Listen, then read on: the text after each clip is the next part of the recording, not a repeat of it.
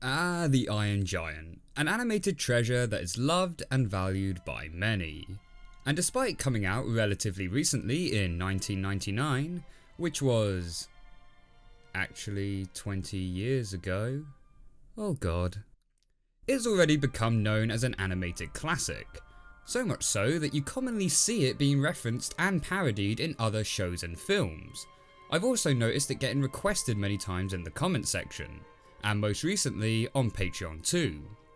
But despite it being a clear favourite amongst the community, it's actually a film that until the review I'd never got round to seeing. I know. I remember it being shown in the cinemas at the time, but I distinctly remember not wanting to go and see it as I was predicting that it was going to have a super sad ending. And I sure as hell didn't want to be sat in the cinema bawling my eyes out in front of my friends. Because, you know, I am a man. and seeing that famous clip of him uttering the line, Superman, and the references to him dying in other shows, yep, I'm pretty sure my predictions were correct and me hiding away was truly justified. But 20 years on, seriously, 20 years? I guess it's finally time that I face my fears. With my bowl of onions at the ready, let's take a look at the Iron Giant. First though, I just want to give a quick shout out to the Patreons that help support this channel. Thank you so much guys, you are awesome. The Iron Giant was released into cinemas in 1999, but had actually started development all the way back in 1994, where the original idea was to have it far more Disney-esque, with the film being a musical. Obviously Warner Brothers trying to capitalise on the success of Disney that was making a lot of money with its animated musicals at the time. Then in 1996, Brad Bird stepped in to direct the film, who would later go on to direct The Incredibles, which was awesome, and Ratatouille, which was okay, I guess. Bird saw the Disney approach the film was going for, and basically said, no, we are not Disney, so let's stop trying to be Disney, and steered the film into a more stylised and darker approach. So dark that it will most likely end up in a tragic death towards the end that will no doubt destroy me. So let's have a closer look at the plot. The story takes place in 1957, on Earth in case you couldn't figure that out, where a meteorite falls from outer space and crashes into the ocean, where a lone fisherman spots a strange, metallic beast which destroys his boat. And just from the opening of this film, you see the level of quality put in. The surround sound quality as the meteor whizzes past the screen, the animation of the boat in the ocean, and the awesome lighting that silhouettes the giant, ending of course with a brilliant transition shot. We then get introduced to our main character, Hogarth. Hogarth? Embarrassing name. And his mum, Annie. Hogarth brings a squirrel in to his mum's work which he wishes to keep as a pet, but unfortunately the squirrel has escaped. We also get introduced to Dean, who looks like a crazed sexual predator. Right after I finished talking with Dean. Yep, just leave your son alone with the weird scary man. That seems like a responsible thing for a parent to do. The reason behind Dean's rampant sex face is because Hogarth's squirrel has run up his trousers, to which Dean deals with the situation appropriately and publicly exposes himself. I'm sure there's a joke about squirrels and nuts in there somewhere. The squirrel then proceeds to cause havoc in the cafe, leaving Hogarth's mum unimpressed. We cut to the evening where Hogarth notices something has been causing destruction in their garden, so sensibly goes out to investigate without telling anyone, where he comes across the Iron Giant.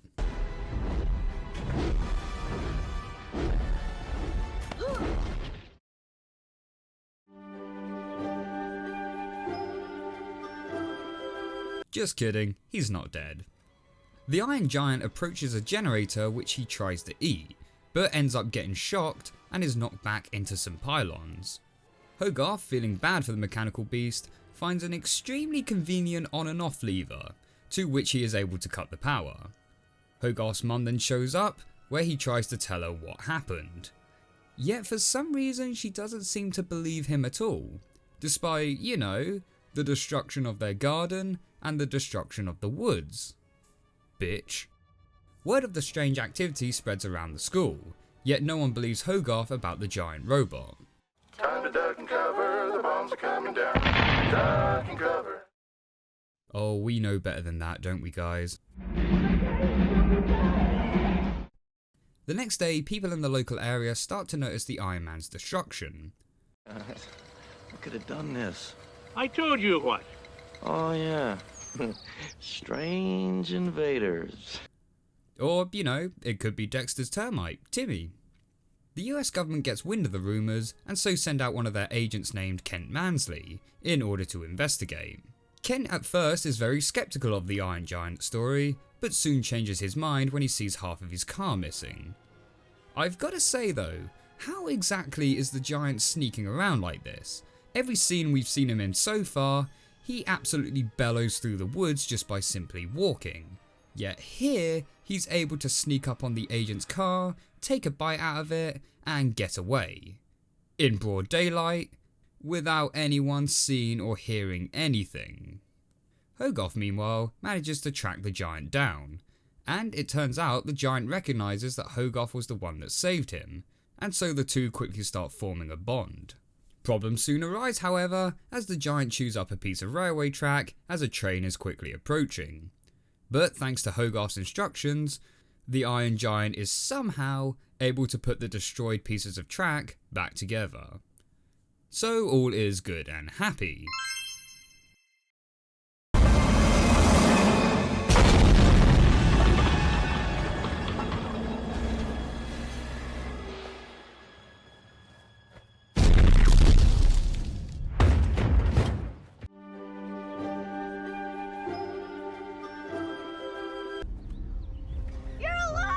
Yep, I think I'd be more concerned about the poor driver and fireman who have no doubt splattered to death in the train.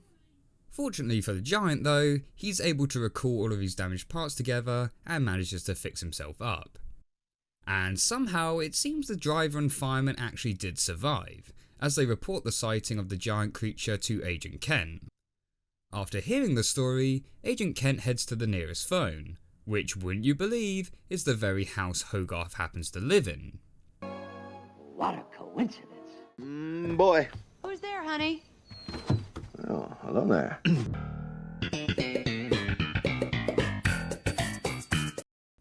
And from hearing Hogarth's name, Agent Kent realises that the rifle found at the scene of the giant happens to belong to Hogarth.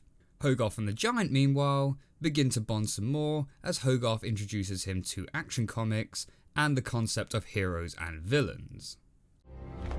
You're a good guy. Like Superman. Oh god, Superman. Those are the final word the giant utters just before he... you know. Anyway, Hogarth realises the giant is hungry for metal, and so takes him to the local scrapyard, which also happens to belong to Dean, that Hogarth met in the cafe. What a coincidence. Well, come on inside, kid. Yeah, random kid you barely know turns up to your scrapyard at stupid o'clock in the evening after you hear a strange loud noise outside. And your reaction is to just invite him in. That is something I would treat with immediate suspicion, Hogarth. Dean finds out about the giant but agrees to keep it a secret, and also reluctantly agrees to let the giant stay the night at the scrapyard. Agent Kent meanwhile is pressing deeper into his investigation and has now lodged himself in the spare bedroom at Hogarth's house in order to keep tracks on his whereabouts, eventually managing to stumble across a photo of Hogarth which he took with the giant. See Hogarth, that's what you get for taking so many selfies. Hogarth, Dean and the giant meanwhile spend a relaxing afternoon destroying the local ecosystem, then come across a local deer in the woods, in what is actually an incredibly beautiful looking scene. The moment doesn't last long however, as the deer is soon killed by a couple of hunters. What follows is a pretty touching scene, where Hogarth explains to the giant about death and how it's not always a bad thing. That's actually something pretty deep that you don't often hear in a typical kids film. Death is normally portrayed as pure sadness and the ultimate negative. So it's a refreshing change to hear a kid's film actually come out and say, hey, you know, death doesn't just equal bad, which I actually think is an important lesson to take, even as adults. It's almost as if the film is foreshadowing this to prepare us for some tragic events that may occur later on.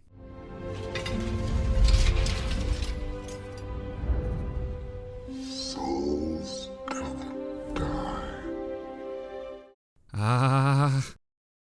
The death of the deer also shakes up the giant as he begins to dream flashbacks about his past, giving the indication that he maybe wasn't always this gentle, docile persona that we see now. Later, as Hogarth returns home, Agent Kent confronts Hogarth about the giant and demands Hogarth show him the giant's location, or else he will have Hogarth's mother framed for bad parenting and have Hogarth taken into care. Hogarth reluctantly tells him the giant is located at the scrapyard, so Agent Kent calls up the general to bring in the army. The next morning, the army rolls up to the junkyard and... So that's where the mug meme comes from. Neat. The army rolls up towards the junkyard and storms into the hangar, where Dean tells them that the Iron Giant is actually a giant metal statue that he's been building in the junkyard. Yep, turns out Hogarth was able to telephone ahead when Agent Kent briefly fell asleep earlier. Agent Kent is left humiliated and is ordered to pack his things. The army head off, thinking the whole thing has been a huge misunderstanding, and so now is all good and happy. But wait, it's not.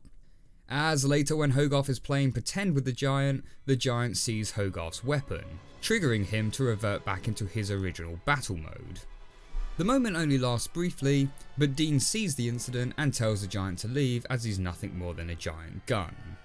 Seeing the damage he's caused, the giant panics and makes a run for it. Oh look, it started to snow. This is clearly not signifying that something bad is about to happen. Dean finds Hogarth's toy gun and deduces that the giant's battle mode was only activated as a mechanism of self-defense, and so he and Hogarth give chase. While still running away, the giant hears the cries of two boys hanging from a roof and manages to save them from falling to their death. And yep, I guess this is where the local town folk don't see the heroic act and so just naturally assume that the giant is evil and attack him anyway. Dad! Daddy!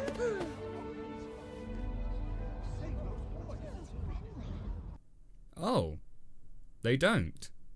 They see the heroic act and recognise him as a hero. Maybe this won't be so bad after all?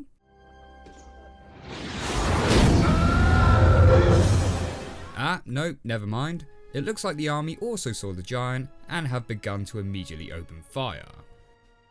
Dean catches up and tries to explain the situation, but rather than tell it to the general, he of course tells it to Agent Ken. Yes, Dean, I'm sure the guy who's been a complete wanker this movie and the guy you utterly humiliated earlier will be an honest and trustworthy source. He says the monster's killed a kid. Sir, we must stop it at all costs. Oh, what a surprise, he isn't. But you just ride away, Dean, knowing that you tried your best. You twat. The army now begins sending in the Navy and the Air Force, who manage to shoot the giant out of the sky. Thinking that Hogarth is dead and having the dent on his head knocked back into place, the giant reverts back to his full-on battle mode. Realising that they can't stop the giant, the military decide they will have to resort to nuking the giant with a missile. Giant missile? Oh no. Hogarth manages to regain consciousness and is able to talk the giant out of his crazed battle state. This is actually reminding me a lot of that Last Bastion short that Overwatch released a year ago. If you haven't seen it already, I recommend checking it out. The general realises that the giant isn't actually a hostile threat, but Agent Ken in his blind rage orders the missile to be fired anyway. We can duck and cover. There's a fallout shelter right there. There's no way to survive this, you idiot! Yep, try telling that to James and Hilda. So the giant has turned back to good, and there's now a nuclear missile heading straight for them. I think we all know what's coming now. So the giant takes to the sky and heads to sacrifice himself into the face of the missile. remembering what Hogarth had told him, in that despite what you may think you are, you get to decide on what you want to be. And so he utters his final words.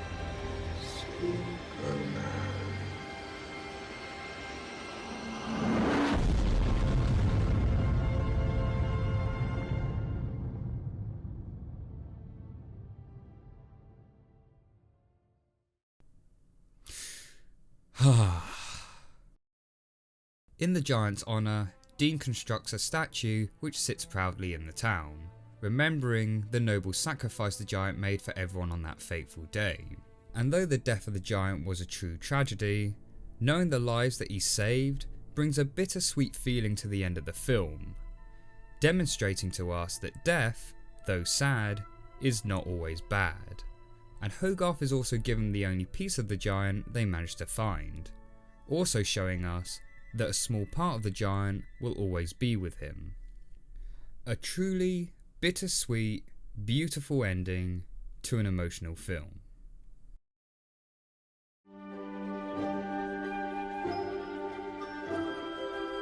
But wait, it's not. As later that night, Hogarth notices the remaining piece of the giant has come back to life, and we then get a cut to see the other pieces of the giant running off together, where our final shot of the film is of the giant's head as he gives a big smile to the camera. What? Like, guys, honest opinion, what do you lot think? Do you feel this ending was just tacked on? Do you think it was originally meant to end after the statue scene? Or am I wrong here? I mean, young me probably would have been grateful for this sudden happy ending, but older me just feels cheated. Maybe it's just because I'm now more used to seeing darker and more emotionally hitting animations that I now expect to see it. The talks of how death isn't necessarily a bad thing. The fact that although you die, your soul lives on forever. It just feels having him suddenly appear alive and well all of a sudden devalues all of that. I mean, if you really had to, have a post-credit scene where the bolt at the end shows a brief glimmer of life and then cut. I'd accept that. But this... Alright. So aside from the last 15 seconds, I've gotta say that this film is definitely worth a watch. When director Brad Bird took over the development of the film, he toned down the initial script to give it a slower, more mature story. As I said earlier, the original story was actually going to be a musical, very similar to the type of stuff Disney was putting out. Bird disliked this style of filmmaking and was quoted on saying, "There has to be activity or sound effects or cuts or music blaring. It's almost as if the audience has the remote and they're going to change channels." Bird wanted to steer more focus being on the character development, and it definitely shows in the final product. There are lots of relatively quiet and calm scenes between the giant and Hogarth, which really helps us see and believe the bond these two form. But as well as having these calmer and more serious moments, the humour is also on top form as well, both with visuals and comedic timings. Hey, Yeah? you're right in the middle of the road. Yeah? All right. And when the action scenes kick in, they are bloody fantastic, just like when the giant is going on the rampage against the army. The animation is done to a very high quality. The human characters have a stylized look, with each character looking uniquely different to match their personalities. I mean, as much of a wanker Agent Kent is portrayed to be in the film, I think he's actually one of my favourite characters. The stylistic look of him makes for some great facial expressions, and he just brings so much energy to every scene he's in, which makes for a great contrast to the slower and calmer scenes we get following Hogarth and the Giant. The Iron Giant himself, as you probably already noticed, is animated in 3D, a similar style which was commonly used in the Futurama series. This is always a risky strategy though, as if done incorrectly, it can make the 3D characters pop out and not feel a part of the 2D world they live in. This is something I felt even Futurama could struggle with at times. And with this entire film being focused around the Iron Giant, who we're meant to feel the most empathy for, this is not a mistake you could afford to make. And luckily, they didn't. The 3D animation fits brilliantly into the 2D world. I would even say that the 3D effect works particularly well in this film, as it helps emphasise the alienness of this creature. He isn't from this world, he doesn't fit in, and so he is different. Whether that was the intention of the filmmakers, I don't know, but for me, it worked. The advantage of using this 3D technique means the model will always stay in proportion, and his movements can be animated much more smoothly, making him look more robotic and mechanical. And again, this contrasts well to the flexible and stylistic approach of the human characters. As for the characters themselves, they're also well done. I don't think there was any characters I hated in the film, though I do think the mum was a little bit underdeveloped if I'm going to be honest. There's nothing wrong with her, but she just feels there. I kind of wish we saw more of her struggles as she tries to understand Hogarth whilst also trying to balance out her stressed work life. Apparently at the time of release, this film was actually a box office bomb, which given the quality and heart this film presents, is really shocking. Perhaps it was the way the film was marketed. Perhaps it was just something audiences weren't looking for at the time. Perhaps they were like me and were too scared to go because of the emotional trauma it might exert. Whatever the reason, I was glad to hear that this film eventually found its following, with many, including myself now, able to watch and appreciate its value. And so if you haven't seen The Iron Giant yet, I'd highly recommend checking it out when you can. Hey guys, thank you very much for watching this vid. Please leave a like if you enjoyed and comment below what your thoughts were on The Iron Giant, particularly that of the ending. Be sure to subscribe for more animated reviews in the future, and be sure to also follow me on Twitter. Thank you once again to all the lovely supporters on Patreon, but until the next one guys, take care. Wait, hold on.